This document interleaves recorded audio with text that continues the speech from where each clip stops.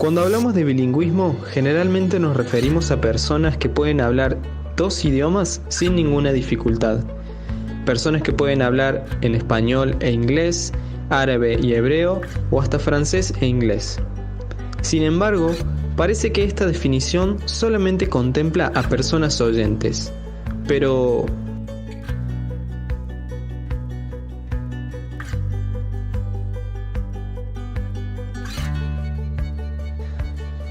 durante décadas, las lenguas de señas utilizadas por las comunidades sordas han sido incomprendidas y rechazadas. Aún hoy, subsisten algunos mitos que obstaculizan la comprensión de estos sistemas lingüísticos. Muchas de las concepciones equívocas surgen de la falta de comprensión sobre cómo funciona una lengua, y quizás esta es la razón por la cual nos impide analizar las lenguas de señas desde la óptica del bilingüismo. Veamos ahora cuáles son algunos de estos mitos.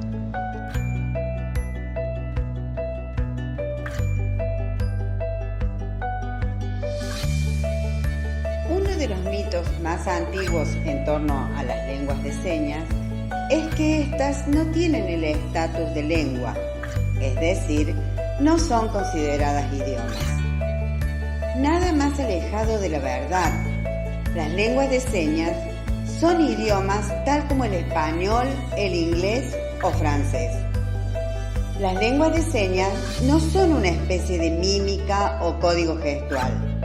No es español desarticulado en movimientos y gestos. Lingüistas como William Stokes descubrieron que las lenguas de señas cumplen con todas las condiciones lingüísticas para ser consideradas como un verdadero idioma, ya que tienen un vocabulario, una sintaxis, una pragmática y la capacidad para generar comunicación. Las lenguas de señas se diferencian de las lenguas fónicas, ya que son sistemas visogestuales y no auditivos.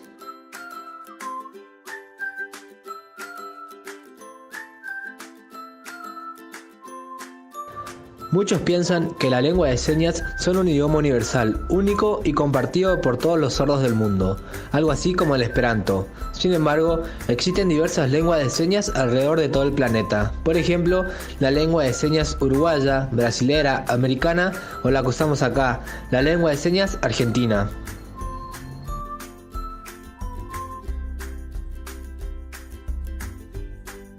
durante muchos años nos hemos referido a las personas sordas llamándolas sordomudas. Sin embargo, salvo en algunas excepciones, una persona sorda no posee ningún impedimento físico o articulatorio para hablar o emitir vocalizaciones. La falta del sentido auditivo no conlleva al mutismo. Para concebir las lenguas de señas desde la óptica del bilingüismo, resulta informativo conocer el devenir de las políticas educativas más influyentes en la formación de sordos.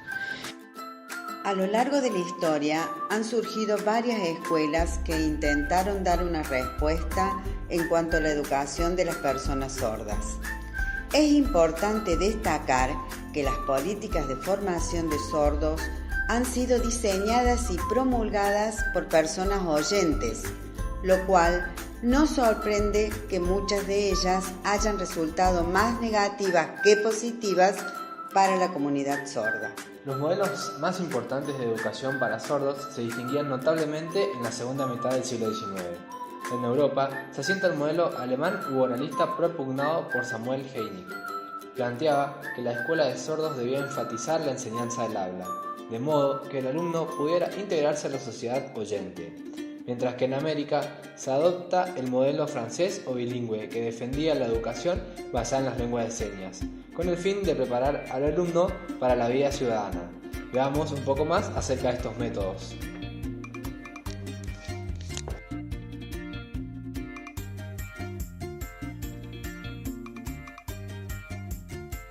El objetivo primordial del modelo oralista es que los sordos aprendan a comunicarse a través del uso de la voz, porque según este modelo, las lenguas de señas obstaculizan el desarrollo cognitivo. El modelo presupone que el dominio del lenguaje oral es crítico para fomentar las habilidades de pensamiento abstracto.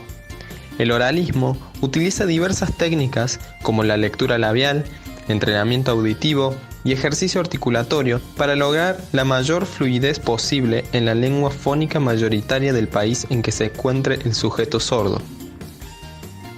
De acuerdo con Carlos Squilar, investigador del CONICET, el oralismo se basa sobre los siguientes supuestos.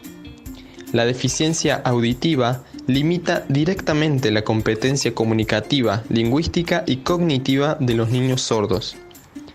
El conocimiento de las lenguas fónicas es el requisito indispensable para el aprendizaje de los contenidos curriculares. Las lenguas de señas impiden o limitan el aprendizaje de las lenguas fónicas. Las lenguas de señas son una metodología gestual, pero no una lengua, útil solo como herramienta para los niños que no pueden oralizarse, es decir, para los casos desahuciados. La propuesta del modelo bilingüe concibe las lenguas de señas como lenguas propiamente dichas y prioriza su adquisición y su uso sistemático durante la comunicación y en contextos de aprendizaje. Siguiendo a Carlos Squilar, el modelo bilingüe se basa en los siguientes postulados. La deficiencia auditiva no inhibe las competencias comunicativas, lingüísticas y cognitivas de los niños sordos. Las lenguas de señas son consideradas la primera lengua del niño sordo y por lo tanto cumplen un rol determinante en el desarrollo comunicativo y cognitivo de estos niños.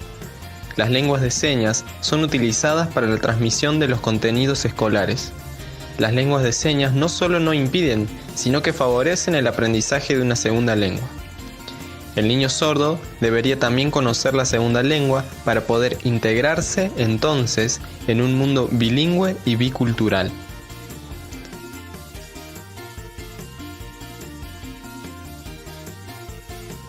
Dadas las particularidades físicas y fisiológicas, las lenguas de señas se procesan de modo algo distinto a las lenguas fónicas.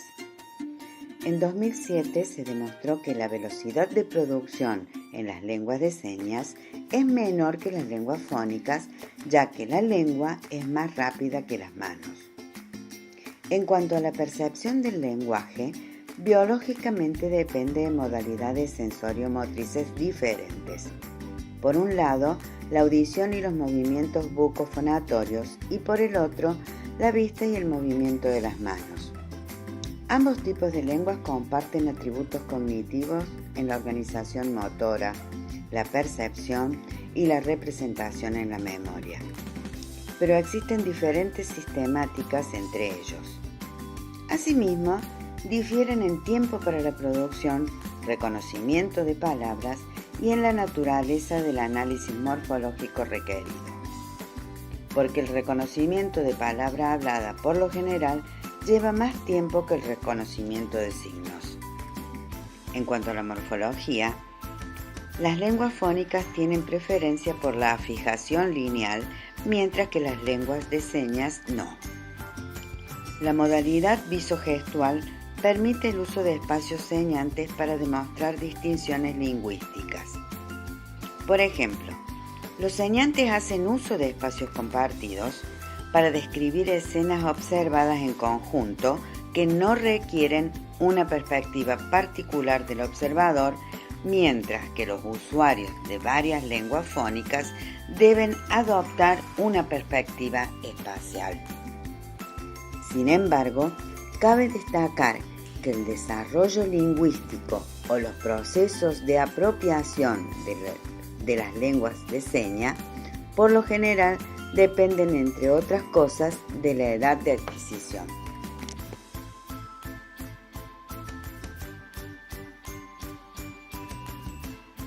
La memoria de trabajo es un mecanismo de control cognitivo que está encargada del almacenamiento de información temporal y el procesamiento de dicha información.